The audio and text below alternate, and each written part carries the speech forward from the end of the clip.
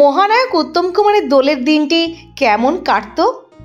বন্ধুরা, আজকের ভিডিওতে ছোট্ট কয়েকটি ঘটনার মাধ্যমে সেই কথাগুলি বলবো। ভিডিওটি শেষ পর্যন্ত দেখুন। দোলের দিন মহানায়ক উত্তম কুমার থাকতেন খোশ মেজাজে। সেই দিন তাঁকে যারাই প্রণাম করতে আসতেন তাদের ভালো করে আবির মাখাতেন। সকাল থেকে রাত পর্যন্ত চলতো গান বাজনা, খাওয়া দাওয়া। উত্তম কুমার নিজেও গান গাইতেন, তারপর বন্ধুদের তিনি বিয়ার খাওয়াতেন।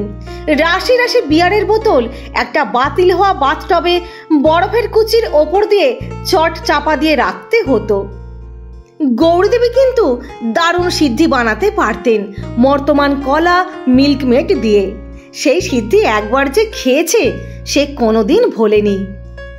দোলের দিন উত্তম কুমার বেরিয়ে পড়তেন লরি নিয়ে, হারমোনিয়াম বাজিয়ে নিজে গলা ছেড়ে গান গাইতেন।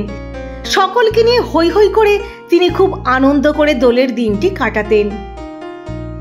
একবার এই দোলের দিন একটা দারুণ মজার ঘটনা ঘটেছিল। একবার বাড়ির জমাদার বদ্রি অনেকটা চড়ি এসে উত্তম কুমারের পা খুঁজে পাচ্ছে না। সেটা দেখে তিনি পা বাড়িয়ে বললেন, এই নে হারামজাদা আমার পা। প্রণাম করে বদ্রি প্রসাদ কিছু চাইলে উত্তম কুমার দিলেন একটা আস্ত বিয়ারের বোতল। মহানায়ক উত্তম কুমার খুব বিয়ার খেতে ভালোবাসতেন।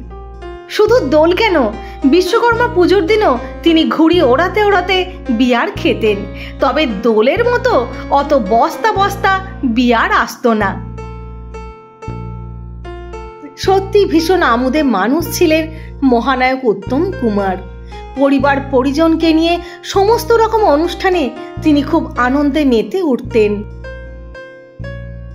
আমার পরিবারের সকল বন্ধুদের জানাই শুভ দোলযাত্রার প্রীতি ও শুভেচ্ছা।